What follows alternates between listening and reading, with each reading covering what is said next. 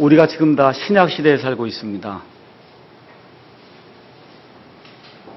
신약 시대에 대해서 오해하시는 분들이 이제 굉장히 많은데, 마태복음 1장부터 신약인가 보다 하고, 이렇게 신약에 우리가 지금 이야기하는 신약적인 그러한 개념을 마태복음 1장부터 이렇게 대입을 하기 시작하면 지금 우리가 알고 있는 그러한 신약의 개념이 서질 않습니다. 그래서 우리 예수님은 율법 아래 태어나셔서 율법 아래 있는 사람들을 위해서 1차적으로 사역을 하시고, 그래서 십자가에 달려 돌아가실 때 율법의 모든 의를 다 이루어 주셨어요. 그것과 동시에 그 십자가에서 하나님의 은혜를, 율법으로 이룰 수 없는 것을 예수님이 다 이루어 주시고, 그 동시에 사람은 율법으로 할 수 없고 하나님의 은혜로 모든 것이 가능하다 하는 것을 이 십자가 사건을 통해서 예수님이 온 천하 만방에 선포를 하셨습니다. 그래서 상속 유언하는 자가 죽기 전에는 그 상속 유언이 효력을 발휘하지 못해요. 그래서 뉴 테스터먼트, 우리가 신약이라고 얘기할 때 새로운 그러한 그 상속 언약은 상속 언약을 하시는 예수님이 십자가에 죽으신 그 이후부터 효력을 발휘하기 이제 시작해서 말 그대로 은혜의 시대가 이제 우리에게 열리게 됐습니다. 자, 그래서 이 사도행전부터 시작되는 이러한 그 은혜의 시대에서 여러분과 제가 성경을 읽을 때 가장 중요한 그런 단어를 발견해야 됩니다. 뭐 여러 가지 중요한 단어가 많은데 오늘 제가 여러분에게 가르쳐 드리고 같이 나누고 싶은 가장 중요한 단어는 뭐냐 하면 그리스도 예수 안에 있다, 그 얘기예요. 영어로는 in Christ Jesus, 예수 그리스도 안에, 아니면 예수님 안에, 그리스도 예수님 안에, 아니면 그리스도 안에 라고 하는 그 단어가 사람의 삶과 죽음을 나눕니다. 누구든지 그리스도 안에 있는 사람은 하나님의 은혜를 통해서 영원히 하나님과 함께하는 그러한 천국 생활을 할 수 있지만, 그리스도 밖에 있는 사람은 하나님의 말씀에 따라서 하나님께서 정죄하시는 그와 같은 둘째 사망, 지옥불 속에, 불호수 속에 들어간다고 성경이 이야기를 하고 있어요.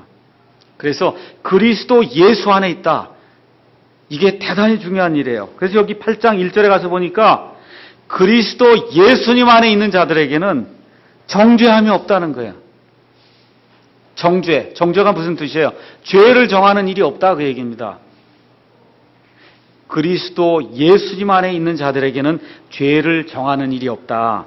한번 에베소서 2장으로 가서 잠깐 하나님의 말씀을 보겠습니다. 이 로마서 8장을 기록한 동일한 사도 바울이 에베소서 2장 11절에서 13절에 이와 같은 말씀을 하고 있습니다. 그러므로 기억하라. 너희는 지나갈 때 육체로는 이방인이요 손으로 육체에 행하는 할례를 봐라. 할례자들이라 불리는 자들로부터 무할례자들이라 불리던 자들이라. 잘 들으세요. 옛날에 그리스도 밖에 있었다는 거예요. 그때 너희는 그리스도 밖에 있었고, 이스라엘 연방국가 밖에 있던 외인들이며 약속의 언약들에서 분리된 낯선 자요, 세상에서 소망도 없고 하나님 밖에 있던 자들이던데, 한때 멀리 떨어져 있던 너희가 이제 그리스도 예수님 안에서 그리스도의 피로 가까워졌느니라. 지금 그렇게 이야기를 하고 있습니다. 그러니까 지금 이 세상에는 그리스도 안에 있는 사람이 있고 그리스도 밖에 있는 사람이 있고, 예수 믿기 전에 누구나 다 그리스도 밖에 있어서 하나님의 모든 약속들에서 멀리 분리가 돼서 그 약속을 소유할 수 없는 그런 사람들이었다. 지금 그렇게 이야기를 하는 겁니다. 왜 그러냐 하면 모든 사람이 이 세상에 태어날 때 다 첫사람 아담 안에서 태어나기 때문에 그렇다고 성경이 이야기를 하고 있습니다. 그래서 이와 같은 상태로 태어난 사람을 가리켜서 영적으로 죽은 사람이다, 그렇게 얘기하는 거예요. 영이 죽은 것이 아니라 영적으로 죽었다, 그렇게 이야기하는 것이 맞습니다. 누구에게나 지금 다 영이 있거든요. 그래서 영적으로 죽어서 그 하나님의 은혜를 깨달을 수 없는 그와 같은 상태에 있다. 이와 같은 상태로 태어나서 하나님께서 이 땅에 사는 동안에 모든 사람에게 하나님의 이와 같은 자연적인 계시를 통해서, 하나님의 이런 말씀의 계시를 통해서 하나님이 누구신지 알 수 있는 그 빛을 알 수 있는 모든 기회를 하나님이 주신다 그랬어요. 누구에게나 주시는데 그 주시는 기회를 받아서 그리스도 안으로 신분을 바꾸는 사람이 있고, 여전히 그걸 부인하고 의지적으로 그걸 계속 부인하다가 그리스도 밖에서 멸망하는 그와 같은 사람이 있다. 성경이 이야기를 합니다. 자, 그래서 예수 그리스도 안으로 들어오게 될 때 어떤 일이 발생하느냐. 갈라디아서 2장 20절에 이렇게 기록이 되어 있습니다. 내가 그리스도와 함께 십자가에 못 박혀 있으나, 지금 계속 못 박혀 있다는 거예요. 언제부터? 예수님께서 십자가에 달린 그때부터 지금까지 내가 계속 하나님 보실 때 못 박혀 있으나 그럼에도 불구하고 사노라. 그러나 내가 아니요 그리스도께서 내 안에 사시느니라. 내가 아니고 누가 살아요? 그리스도께서 내 안에 사시느니라. 나는 지금 내가 육체 안에서 사는 삶을 나를 사랑하사 나를 위해 자신을 주신, 어떻게 해요? 하나님의 아들의 믿음으로 사느라. 하나님의 아들이 주시는 그 믿음, 내가 뭘 해서 하려고 하는 그런 믿음이 아니라 믿음의 창시자 되시는 그 하나님의 아들에게서 오는 그 믿음, 그 믿음으로 내가 산다. 내 안에 그리스도께서 내 삶을 사는 거다. 지금 그렇게 되어 있습니다. 베드로후서 1장 3절에서 4절에 가서 보니까 또 하나님께서 뭐라고 말씀해 주셨냐 하면은, 우리를 부르사 영광과 덕에 이르게 하신 분을 아는 것을 통해 그분의 신성한 권능이 생명과 하나님의 성품에 속한 모든 것을 우리에게 주셨도다. 그걸 두드러 말미암아 지극히 크고 보배로운 약속들을 우리에게 주어졌나니 이것은 너희가 이 약속들을 힘입어 정욕으로 인해 세상에 있게 된 썩을 것들을 피하여 하나님의 본성에 참여하는 자가 되게 하려 함이니라. 그러니까 하나님의 본성에 참여하는 자가 되게 하려고 하나님께서 이런 보배로운 약속들을 우리에게 이미 주셨다는 거예요. 그래서 하나님 편에서 봤을 때 우리의 신분은 하나님의 본성에 참여하는 자다. 우리 안에 그리스도가 사는 자다. 내가 아니고 하나님 보실 때 이와 같은 상태로 만들어줬다는 거예요. 이렇게 만들어주니까 사도 바울이 여러 교회의 편지를 쓸 때마다 뭐라고 얘기하냐. 예를 들어 고린도전서 가서 보겠습니다. 고린도전서 1장 2절 가서 보겠어요. 고린도전서 1장 2절에 가서 보면은 고린도에 있는 하나님의 교회, 곧 그리스도 예수님 안에서, 여기도 또 그리스도 예수가 나오는 거예요. 그 교회가 어떤 교회냐? 그리스도 예수님 안에서 거룩히 구별된 교회, 또 성도로 부르심을 받은 자들과 또 각처에서 우리의 주, 곧 그들과 우리의 주 대신 예수 그리스도의 이름을 부른 모든 자들에게 편지한다 해서 사도 바울이 고린도에 있는 그 하나님의 교회, 그리스도 안에 있는 그 성도들에게 편지를 쓴다 그랬어요. 이게 영어로 가서 보시면 그 성도는 영어로 세인트로 돼 있어요. 여러분 뭐 아시죠? 성 어거스틴. 이거 얘기할 때 그게 세인트란 얘기거든요. 그래서 사실 성경 단어 중에서 우리 개역 성경으로 이렇게 우리말로 바뀌면서 가장 그 무참히 그 뜻이 바뀐 그런 단어가 성도라는 단어예요. 원래는 성인이란 뜻이에요. 그러니까 고린도에 있는 성인들에게 보낸다 그런 뜻이에요. 여러분 성인 아시죠? 고린도에 있는 성인들에게 내가 이 편지를 보낸다. 그러니까 저와 여러분이 그리스도 안에 있으면 거룩히 구별된 자예요. 어떻다고요? 성인이라는 거예요. 하나님 보실 때. 근데 성인의 삶이 나오는 것 같아요? 안 그런 것 같아요? 사는 동안에는 잘 안 나오죠? 이게 성인의 삶이 안 나오는데 하나님 보실 때에는 세인트라는 거예요. 저와 여러분이 성인이라는 거예요. 성인. 이걸 지금 성인이라 그러면 이게 천주교 성경이 될까 봐 어쩔 수 없이 저희가 성도, 거룩히 구별된 무리다. 지금 그렇게 해서 성도라고 번역을 했지 원래 뜻은 성인이 맞는 겁니다. 성인. 자, 그래서 가만 보니까 그리스도 예수님 안에 들어가 있으면 그리스도가 내 안에서 살게 되고 우리가 하나님 보시기에 속성이 완전히 변해서 하나님의 본성에 참여한 자가 이미 된 겁니다. 저기 고린도전서 1장 2절에 가서 보니까 고린도에 있는 그런 성인들에게 편지를 쓴다는 거예요. 이 고린도에 있는 성인들이 매일 싸우고, 그렇죠? 음행을 행하고 방언을 한다 안 한다 갖고 싸우고 주에 만찬할 때 먼저 먹어서 취하는 사람도 있고, 그렇죠? 부활이 없다 그런 사람도 있고. 근데 이게 다 뭐라 그래요? 하나님 보실 땐 성인이라 그런단 말이에요. 성인. 이해하시겠죠? 예, 그러니까 이 신분적으로 하나님 보실 때에는 내가 죄를 짓든지 아니 짓든지 그리스도 안에만 들어오면 하나님이 보실 때는 저와 여러분을 성인으로 봐주신다. 그런 얘기입니다. 성인으로. 자, 이렇게 돼 있어요. 그래서 에베소서 2장 6절에 가서 보시면 지난주에도 말씀드렸듯이 하나님께서 그리스도를 살리실 때 우리도 같이 일으켜 세우셔서 하나님의 왕좌 오른편에 우리를 앉혀 놓으셨다는 겁니다. 느껴져요? 안 느껴져요? 안 느껴지죠? 근데 하나님이 그렇게 하셨다는 거예요. 그거를 믿는 것이 그게 그리스도의 믿음이에요. 느낌으로 나아가는 것이 아니라 내 의지를 다 동원해서 하나님이 그렇게 말씀하셨으면 저는 그렇게 하신 걸로 믿습니다. 내 육신은 여기 있지만 내 신분은 하나님 왕자 오른편에 앉아있는 사람으로 내가 믿습니다 하고 그렇게 나아가는 겁니다. 이런 사람들에게 지금 로마서 8장 1절에 이렇게 그리스도 예수님 안에서 신분이 변한 사람들에게는 정죄함이 없다는 거예요. 미리 얘기하고 넘어갈게요. 정죄함이 없으니까 마음대로 죄를 짓자 그런 얘기하는 거 아닙니다. 그럴 수는 없는 거예요. 그럴 수는 없어요. 그런데 이 정죄함이 없다고 하는 이런 사실을 제대로 알게 되면 그리스도 예수님 안에서 자유와 평강과 기쁨을 누릴 수 있습니다. 옛날에 구약시대에 그 율법을 받을 때 벌벌 떨고 무서워 떨던 그런 시대가 지나갔다는 거예요. 십자가에서 예수님께서 다 이루셨다 말씀하신 그 이후부터는 벌벌 떠는 일은 없는 거예요. 벌벌 떨고 무서워 떠는 그런 일은 없다 그 얘기예요. 정죄함이 없다 그 얘기입니다. 자, 그래서 어떻게 그리스도 안에 들어오느냐. 잘 들으세요.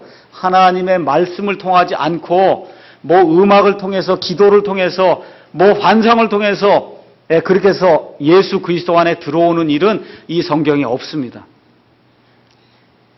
하나님의 말씀이 가르치는 것은 그리스도 예수님 안에 들어오려면 어떻게 해야 돼요? 말씀을 들어야 들어와요. 그래서 말씀에 선포가 있어야 되고 말씀을 읽는 일이 있을 때 그러한 일이 있을 때 우리 하나님께서 여기 예수 그리스도로 말미암아 그와 같은 믿음을 우리에게 주실 때 우리가 believe 하는 거예요. 우리가 믿습니다 하고 하나님 앞에 나아가는 겁니다. 그러니까 believe라고 하는 그런 단어를 어떻게 그럼 설명을 해야 되나? 믿는다. 그거는 전적으로 내 의지를 다 동원해서 하나님이 맞습니다. 그렇게 이야기를 하는 거예요. 제가 예를 들어서 설명을 하겠습니다. 어떤 선교사가 아프리카 한 지방에 가서 하나님의 말씀을 번역을 하는데 다른 단어는 다 거기 있는데 그 어떤 그 원주민들의 단어로 번역하는데 되는데 누구든지 예수님을 믿으면 구원을 받는다. 이게 믿으면이 굉장히 많이 나오지 않습니까? 구원 받는데 보면 입으로 시인하고 예수님을 믿으면 구원 받는다 그러는데 이 믿는다. 이 빌리브라고 하는 이런 단어를 어떻게 번역을 할까? 아무리 생각을 해봐도 생각이 안 나는 거예요. 이 빌리브를 이걸 설명을 해야 될 텐데. 근데 어느 날 그 부족 중에 한 사람이 먼 곳에서 무슨 소식을 선교사한테 전해주기 위해서 달려왔습니다. 달려와 갖고는 숨을 헐떡거리면서 이러이러한 일이 있었습니다. 그렇게 하고는 밖에 보니까 거기 나무에 걸어놓은 그 침대가 있었거든요. 그러면서 거기에 가서 나는 눕습니다 하는데 어떤 말을 쓰고는 거기 가서 그냥 철퍼덕하고 누워서 잠이 들었다는 겁니다. 그래서 그 선교사가 물어봤어요. 도대체 저 사람이 무슨 말을 하고 저기 가서 누웠습니까? 그러니까 나는 이제 할 일을 다 했으니까 그래서 내 모든 부담을 다 내려놓고 나는 저기 가서 안식하겠습니다 하는 말을 해놓고는 가서 잠에 들었다는 겁니다. 선교사가 빌리브가 바로 이거라는 거예요. 빌리브가 바로 이 개념이다. 하나님이 말씀하셨으니까 하나님은 옳고 나는 틀립니다. 사람은 틀립니다 하는 그런 사실을 내가 인정을 하고 그냥 하나님만 믿고 모든 걸 다 내어놓고 하나님만 따르겠습니다 하는 게 빌리브라는 거예요. 하나님의 말씀이 우리에게 들려오게 될 때 들어보니까 하나님은 옳고 저는 죄인이다 하는 그러한 고백과 함께 하나님이 말씀하신 모든 것을 제가 신뢰합니다 하고 우리 자신을 하나님께 내어놓는 거 그게 빌리브라. 이제 그렇게 우리가 이해하시면 됩니다. 자, 그런데 그런 구약시대의 믿음과 신약시대의 믿음은 좀 다른 거 아닌가. 이렇게 생각하는 분들이 또 있단 말이에요. 그렇죠? 아브라함의 믿음과 다윗의 믿음이 우리의 믿음과 같은가 다른가 이렇게 생각하는 사람들이 있어요. 또 어떤 사람들은 신약시대에 구원받는 방법과 구약시대에 구원받는 방법은 좀 다른 게 아닙니까? 하나님의 법칙은 아주 간단해요. 하나만 읽어드리겠습니다. 로마서 11장 6절 하나 보겠어요. 로마서 11장 6절. 로마서는 신약과 구약에 하나님이 어떻게 사람들을 구원하시는가 그거를 총정리해 놓은 거예요. 총정리. 11장 6절 읽겠습니다. 만일 은혜로 된 것이면 그것이 더 이상 행위에서 난 것이 아니니 그렇지 않으면 은혜가 더 이상 은혜가 아니니라. 이 개역성경은 이 부분이 없어요. 그러나 만일 그것이 행위에서 난 것이면 더 이상 은혜가 아니니 그렇지 않으면 행위가 더 이상 행위가 아니니라. 그러니까 하나님 앞에서 법칙이 하나 있는 거예요. 은혜면 100% 은혜, 행위면 100% 행위지 은혜 플러스 행위는 하나님 앞에는 없다는 거예요. 하나님께 그런 공식이 없어요. 그러니까 구약시대 사람이든 신약시대 사람이든 구원받았다 하면 100% 은혜로 구원받는 거지 거기에 자기의 뭘 더해서 구원받는 일은 이 천지가 이루어진 이래로 마지막 사람이 구원받을까 한 번도 그런 일은 발생하지 않는다는 거예요. 은혜면 은혜, 행위면 행위지 두 개 합치는 일은 하나님의 법칙에 없습니다. 자, 그렇게 되니까 어떻게 돼요? 구약시대 사람들도 하나님을 믿었고 신약시대 사람도 하나님을 믿었고 구약시대 사람들도 하나님의 말씀을 믿었고 신약시대 사람도 하나님의 말씀을 믿는 거예요. 여러분과 제가 잘 알고 있는 창세기 15장 6절 한번 가서 보세요. 창세기 15장 6절 가서 보니까 하나님이 아브라함을 끌고 나가셔서 그래서 뭐라고 말씀하시냐면 저 밖으로 끌고 나가셨는데 아브라함에게 지금 자식이 없는데 너 저 별들 보지 않냐? 내 씨가 저 하늘의 별들보다 더 많게 되리라. 그렇게 얘기를 한단 말이에요. 그랬더니 6절에 아브라함이 주를 믿으니 주를 믿었어요. 그건 무슨 얘기예요? 나를 믿는다 그 얘기는. 내 말을 믿는다 그런 뜻이에요. 이 하나님의 그 말씀을 믿으니까 그분께서 그것을 그에게 의로 여겨주셨다. 그렇게 돼서 의로운 사람으로 칭함을 받았다고 지금 성경이 기록하고 있습니다. 그래서 첫사람 구원받은 사람부터 맨 마지막에 구원받을 사람까지 신구약 성경 전체를 통해서 하나님을 믿는 사람, 하나님의 말씀을 믿는 사람, 특별히 이 신약 시대에는 하나님의 말씀이 뭐라고 얘기하느냐? 하나님께서 보내신 자 예수 그리스도를 믿는 것, 그것이 영생이라고 이야기하기 때문에 우리가 예수 그리스도만을 신뢰를 하는 겁니다. 자, 이렇게 돼서 이 구약 시대의 믿음과 신약 시대의 믿음을 하나로 통합을 해서 보여주는 데가 히브리서 11장이에요. 우리 이제 로마서 8장은 접어두시고 히브리서 11장 한번 가서 보겠습니다. 히브리서 11장 가서 보니까 여러분이 보통 우리가 믿음 행전이다 그렇게 이야기를 합니다. 믿음 행전. 여러분 야구장이나 이런 데 가서 보면 이 야구의 전당 아시죠? 가면 뭐 베이브 루스가 있고 뭐 행크 아론이 있고 해서 다 적어놓은 게 그게 야구의 전당이거든요. 여기 히브리서 11장은 믿음의 전당이에요. 믿음의 전당. 그 안에 처음부터 끝까지 믿음으로 살다 간 사람들이 누군가 하고 거기다 사진을 걸어둔 거예요. 사진. 히브리서 11장에 그렇게 이제 기록이 돼 있습니다. 자, 그러면 이 히브리서는 누가 기록했다 그랬어요? 히브리서? 가서 한번 히브리서 1장 가서 보시겠어요? 맨 처음에 히브리서 1장 한번 가서 여러분 눈으로 이제 한번 확인하는 겁니다. 히브리서 1장 맨 위에 히브리서 쓰기 전에 뭐라고 기록되어 있습니까? 다 같이 읽겠습니다. 히브리 사람들에게 보내는 사도 바울의 서신. 누가 기록했다고요? 사도 바울이 기록했어요. 로마서는 누가 기록했어요? 사도 바울이 기록했어요. 로마서에서 사람이 어떻게 의롭게 된다고요? 믿음으로 의롭게 되죠. 갈라디아서는 누가 기록했어요? 사도 바울이 기록했어요. 어떻게 사람이 의롭게 돼요? 율법의 행위가 아니라 그리스도의 믿음으로 의롭게 된다 그랬어요. 그럼 여기 나오는 이 히브리서 11장 가서 보면 믿음으로 아브라함은, 믿음으로 아벨은, 믿음으로 사라는, 믿음으로 모세는 다 믿음으로 했다는 거예요. 믿음으로. 그래서 믿음으로가 대략 얼마쯤 나오냐?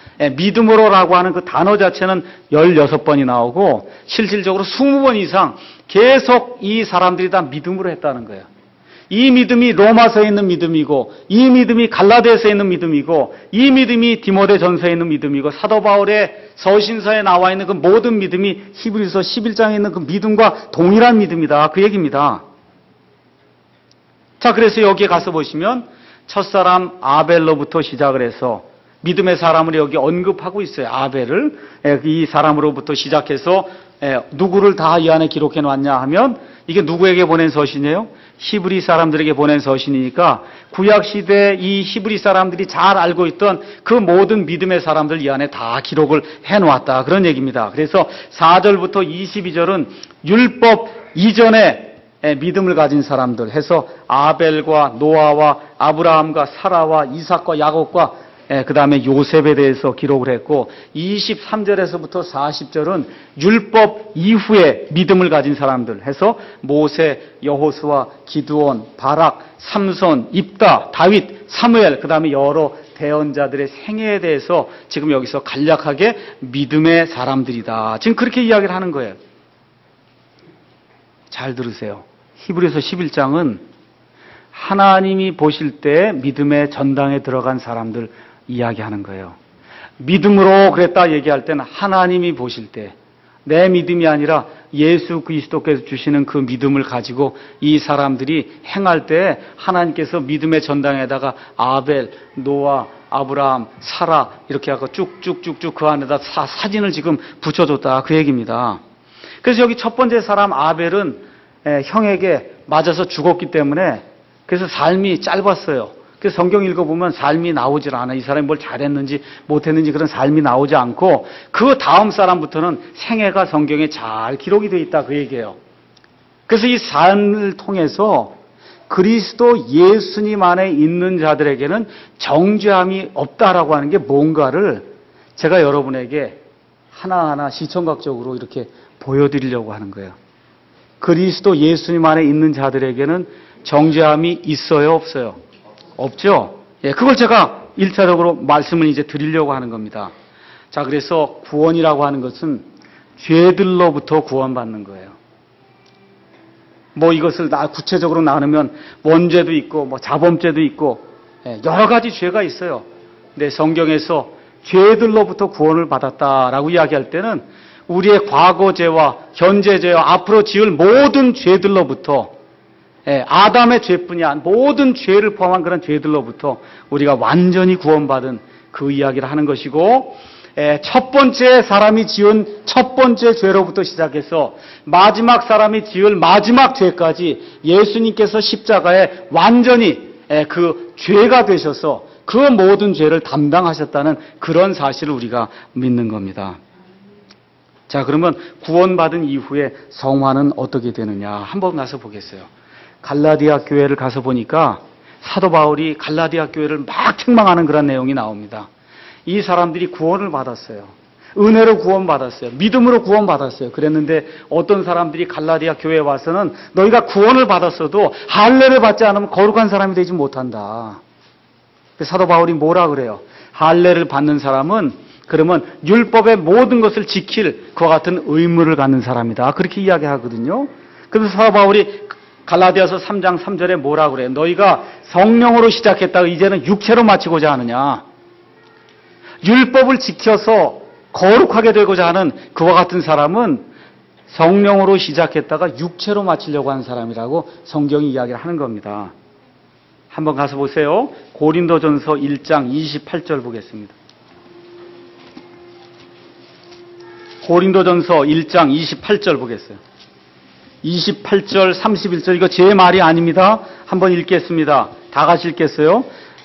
하나님께서 있는 것들을 쓸모없게 하려고 세상에 천한 것들과 멸시받는 것들을 택하시고 참으로 없는 것들을 택하셨나니 이것은 어떤 육체도 자신 앞에서 자랑하지 못하게 하려 하심이라. 그러나 너희는 하나님에게서 나서 그리스도 예수님 안에 있고 예수님은 하나님에게서 나서 우리에게 지혜와 의와 성별과 구속이 되셨으니 이것은 기록된 바 자랑하는 자는 주를 자랑할지니라 함과 같게 하려 함이라. 잘 들으세요. 예수님이 우리에게 뭐가 됐다고요? 의 되신 거 아시죠? 의가 되니까 우리가 구원받았단 말이에요. 그 다음에 또 뭐라고 써서 우리에게 성별이 됐다는 거예요. 우리에게 거룩함이 되어주셨다는 거예요. 예수님이. 어떤 사람에게? 그리스도 예수님 안에 있는 사람에게. 잘 들으세요. 그래서 왜 그렇게 했다는 거예요? 아무도 자랑하지 못하게 하려고. 구원받는 것도 예수님이 은혜로 주셔서 아무도 자랑하지 못하게 하시고, 우리가 거룩하게 되는 그 일도 예수님 자신이 성별이 되셔서 우리가 이렇게 거룩하게 했습니다, 하나님. 그런 일 하지 못하도록 하나님이 막아놓으셨다는 거예요. 그러니까 신분상으로 봤을 땐 이미 저와 여러분이 완전히 하나님 앞에 성별돼서 거룩히 구별된 자다. 지금 성경이 그렇게 이야기를 하고 있는 거예요. 이런 사람들에겐 정죄함이 없다는 거예요. 그리고 뭐가 정죄함이냐? 다시 한번 말씀을 드리면, 이 정죄함에 대한 그런 의미가 우리에게 확실히 들어오지 않으면 우리가 이것으로 인해서 실족해서 여러 가지 문제가 생길 수 있습니다. 자, 아벨은 얘기가 안 나왔으니까 제가 히브리서 11장에 나와 있는 그 사람 하나하나 제가 그냥 말씀드릴 테니까 여러분이 그냥 들어보세요. 노아가 처음에 나와요. 노아는 의인이었어요. 지금식으로 얘기하면 그리스도 예수님 안에 있는 사람이에요. 그런데 노아가 홍수 사건 이후에 포도주를 만들어서 먹고 크게 만취해갖고 벌거벗고 자다가 자기 아들들에게 범죄할 수 있는 그러한 계기를 만들어주죠. 맞죠? 근데 하나님이 히브리서 11장에 그거 기록해요, 안 기록해요? 기록해요? 안 해요? 기록 안 한단 말이에요. 하나님이 그렇게 봐주시는 게 그게 정죄함이 없는 거예요. 노아가 완전하다고 얘기하는 거 아닙니다. 육신을 가지고 살았어요. 그와 같은 죄를 졌어요. 근데 하나님은 그런 부끄러운 얘기는 기록 안 해요. 왜 그래? 하나님이 기억을 안 하신다니까, 그 일을. 이거 제 얘기가 아니에요. 하나님은 그 일을 기억 안 해요. 두 번째, 아브라함이라고 한 사람이 있어요. 아까 창세기 15장 6절에 보니까 아브라함이 하나님의 그 말씀을 믿으니까 그걸 그에게 의로 여겨주셨어요. 지금식으로 얘기하면 그리스도 예수님 안에 들어가게 된 거예요. 됐는데 어떻게 해요? 암만 기다려도 아들이 태어나지 않으니까 어떻게 해요? 자기 아내의 이야기를 듣고는 인간적인 방법으로 자기 아내의 여종을 취해서 이스마엘이라고 하는 그와 같은 그 아들을 낳아서 결국 지금 이 중동 분쟁이 일어나고 있는 것이 아브라함의 그와 같은 이 잘못으로 말미암아 지금 일어나고 있는 거거든요. 근데 하나님이 여기 히브리서 11장에 아브라함의 그 부끄러운 이야기 기록합니까? 기록하지 않습니까? 기록해야 안 해요? 안 해요. 왜 안 해요? 하나님 기억하지 않아요, 그 일을. 그리스도 안에 들어오면 하나님이 정죄하지 않아요. 세 번째, 사라. 아브라함이 누구 때문에 죄를 지은 거예요? 사라 때문에 죄를 지은 거예요. 사라 때문에. 사라가 와서 가만 보니까 아기가 안 생기니 이건 하나님이 잘못한 거 아니겠냐. 그러니까 우리가 하나님을 도와서 하나님의 일을 이렇게 완성을 해야 되지 않겠냐 해서 어떻게 해요? 자기 종을 내준단 말이에요. 의도는 좋았어요. 근데 자기 종을 내주면서 인간의 방법으로 하나님의 것을 성취하려고 했단 말이에요. 근데 지금 하나님 뭐라 그래요? 사라는 믿음의 사람이다. 그런단 말이에요. 정죄하십니까? 안 하십니까? 안 해요. 그 불법과 죄들을 하나님이 더 이상 기억하지 않는다는 겁니다. 네 번째, 이삭이라고 하는 아들이 이제 아브라함에게 태어났거든요. 아버지가 가르쳐 준 게 있어요. 예쁜 부인을 만나서 위험을 당하면 내 아내라 그러지 말고 동생이라 그래라. 그렇게 해야 모면한다. 이거 아버지가 가르쳐 주니까 이집트로 또 내려갔어요. 하나님이 이집트 가지 말라는데 아브라함도 이집트 가니까 아들도 따라서 이집트를 내려갑니다. 거기 가서 자기 아내 이브가를 보고 사람들이 탐내니까 아버지 그대로 또 쫓아서 내 아내가 아니고 내 동생입니다. 형편없는 거예요, 우리 식으로 지금 생각해 보면. 근데 하나님이 여기 그 부끄러운 일들 여기 기록해야 안 해요. 기록하지 않는단 말이에요. 정죄하지 않아요. 그 불법들과 죄악들을 하나님이 다시는 기억하지 않는다는 겁니다. 어디에 있을 때? 그리스도 예수님 안에 있을 때. 그 다음에 나온 인물이 누구예요? 야곱이 또 나오잖아요. 21절 야곱. 야곱 그러면 어떤 사람이냐? 쉽게 얘기하면 사기꾼이에요. 이게 의로운 사람이 됐는데 이 옛 육신에 사로잡혀서 지금식으로 얘기하면 아주 성화가 아주 제일 안 된 그런 사람의 전형적인 그 표준이 야곱이란 말이에요. 그저 한 124 돼서 거의 죽을 때 되니까 그때 하나님의 은혜를 이제 깨닫고 이렇게 돌이켜서 이렇게 성화된 그런 모습이 나타나는데 근데 하나님은 여기다가 믿음의 이 행전에다가 야곱을 적어놓고는 이 사람은 믿음의 사람하고 도장을 꽝꽝꽝 찍어주시고 그 부끄러운 일은 기억도 안 하신다 그 얘기예요. 그 다음에 또 누가 나와요? 요셉이라고 하는 사람이 나와요. 요셉은 다 좋은 것 같죠? 요셉이 크게 잘못한 게 있어요. 뭘 잘못해요? 이집트 여인하고 결혼한단 말이에요. 하나님은 원치 않는 거잖아요. 그렇죠? 거기서 왕이 하라니까 어느 면에서 어쩔 수 없이 출세를 하기 위해서 이집트 여인과 결혼했어요. 하나님 원치 않는 거예요. 근데 그런 부끄러운 일 하나님이 기억하지 않는다는 거예요. 믿음의 사람이기 때문에. 모세라고 한 사람이 나와요. 40살이 될 때까지 이집트의 모든 교육을 받았어요.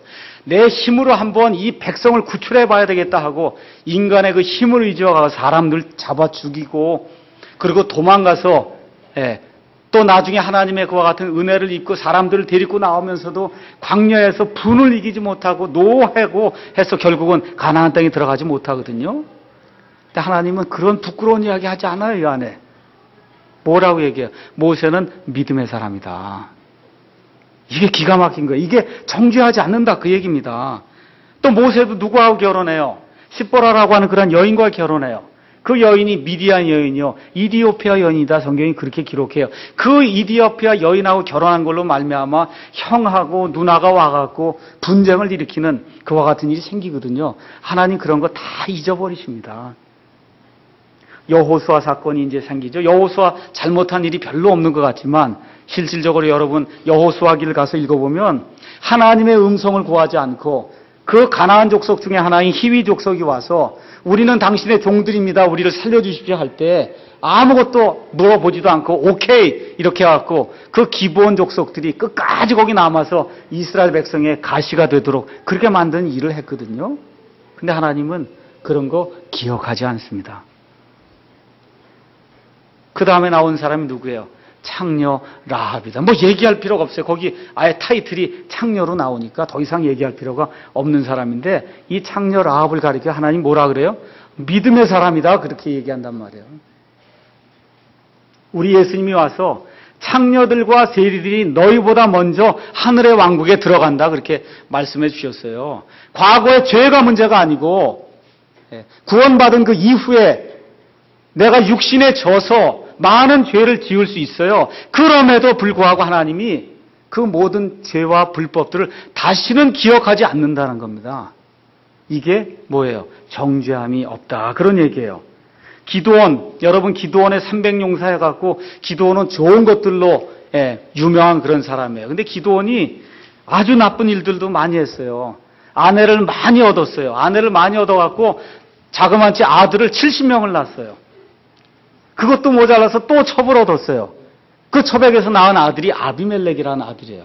그 아비멜렉이라는 아들이 어느 날 한 곳에서 그 70명 중에 69명을 몽땅 다 잡아 죽이는 그와 같은 엄청난 일을 행했고 기드온이 가서 많은 물건을 노력해다가 거기서 하나의 에봇을 만들어서 그걸 만들어 와갖고 이스라엘 백성이 그 에봇을 보고 우상을 숭배하는 그와 같은 일이 발생하도록 만든 그런 장본인입니다.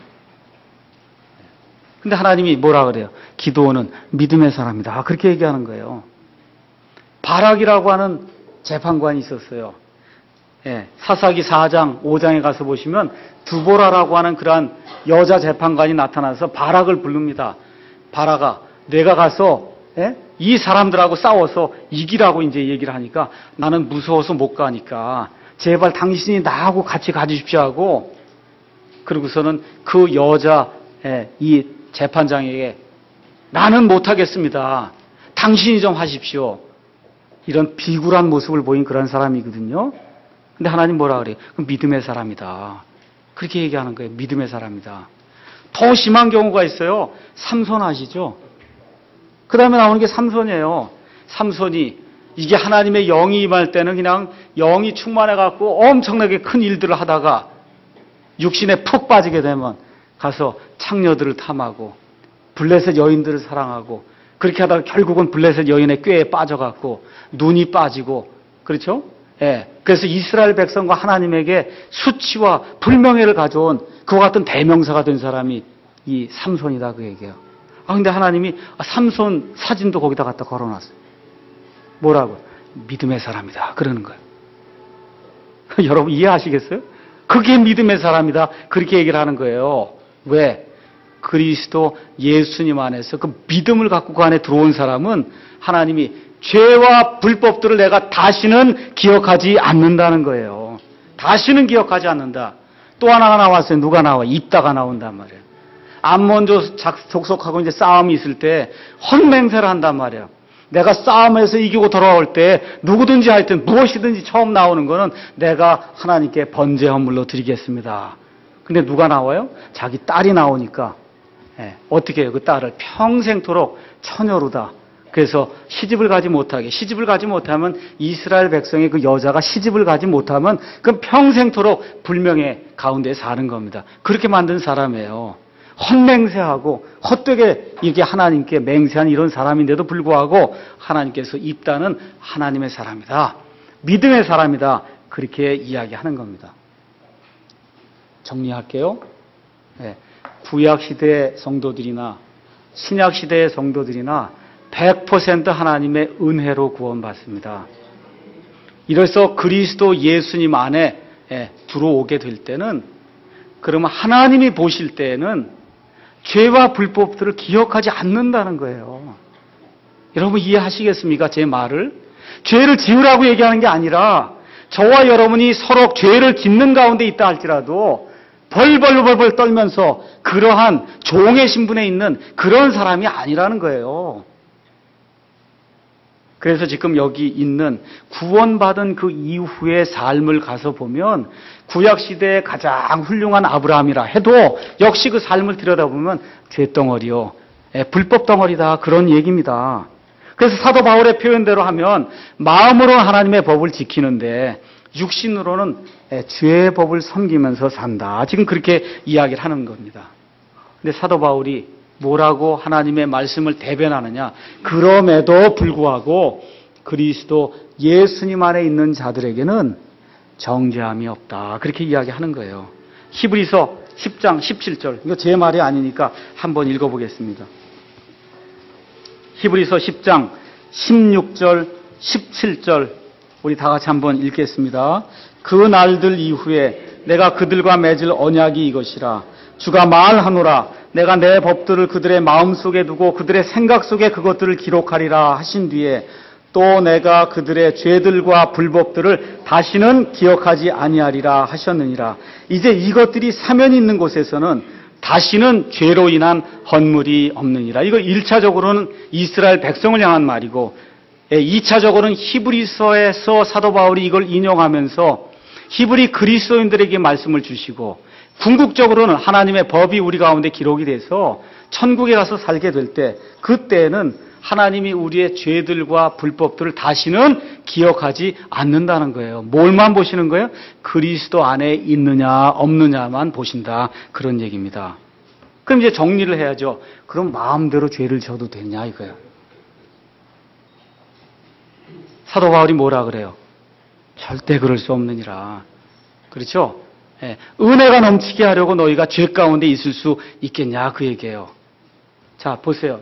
누가 살아요 지금부터는 내 안에서? 예수님이 사는데 자꾸 죄가 강도가 강해지고 죄의 개수가 자꾸 늘어나면 이건 뭔가 잘못된 거죠. 맞습니까? 뭔가 잘못된 거 아니에요. 이거 죄의 강도가 점점 커지고 빈도가 점점 늘어나면 뭐가 잘못된 거잖아요. 그렇지 않습니까? 그래서 그리스도의 영이 우리를 인도하면 그런 일은 결코 일어날 수 없다는 그 얘기입니다. 어떻게 돼요? 날이 갈수록 성화가 되는 거야. 성화가 돼요. 그럼 뭘로 할 수 있어요? 열매로 할 수 있다. 그런 얘기입니다.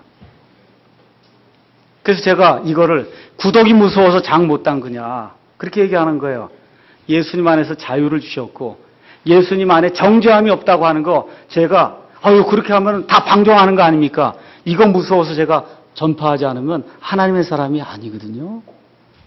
그러니까 제가 하나님의 말씀을 있는 그대로 선포하는 거예요. 어때요? 그리스도 예수님 안에서는 정죄함이 없습니다. 신분의 변화가 생겼어요. 완전히 하나님의 본성을 가진 사람이 됐어요. 그럼에도 불구하고 육신이 남아있기 때문에 그래서 자꾸 죄를 짓게 된다. 그 얘기입니다. 그런데 내가 사는 것이 아니라 내 안에서 그리스도께서 사시기 때문에 그래서 날이 가면 갈수록 다른 사람이 볼 때, 내 자신이 볼 때, 이 사람이 점점 그리스도의 것이 많이 나오는 사람으로 인식이 될 수밖에 없다는 겁니다.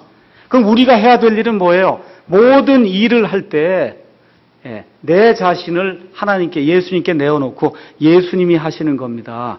예수님이 하시는 겁니다. 하고 자꾸 내 자신을 내어놓는 그런 삶을 내 힘으로 하는 것이 아니라, 자, 그럼 내가 설명을 드릴게요.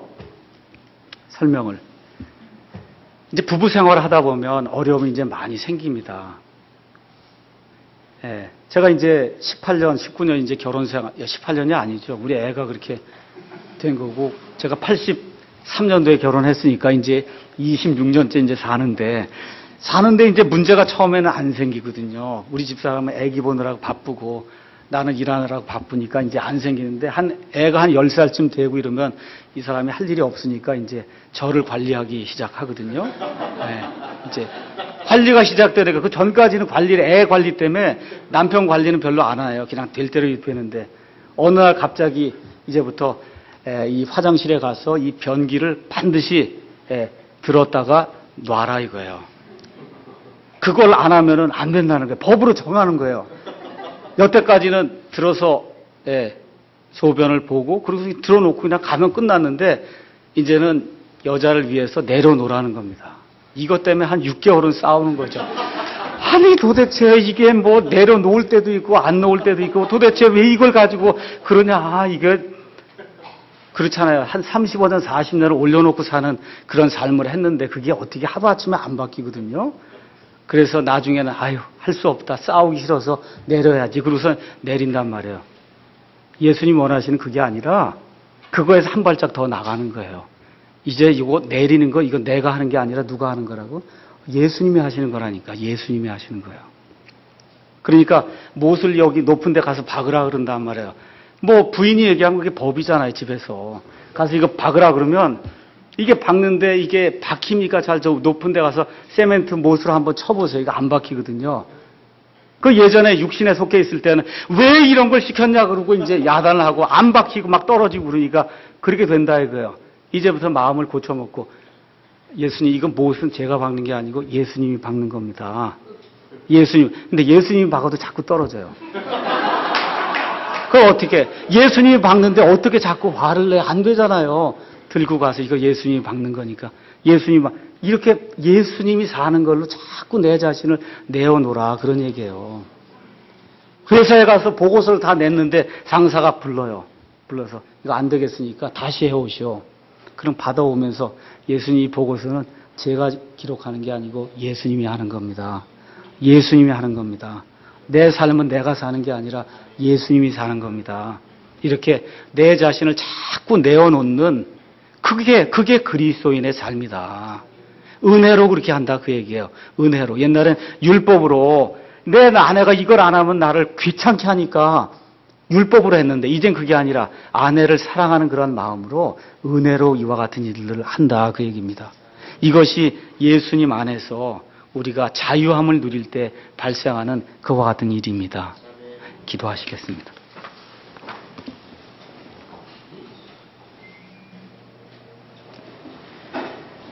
아버지 하나님,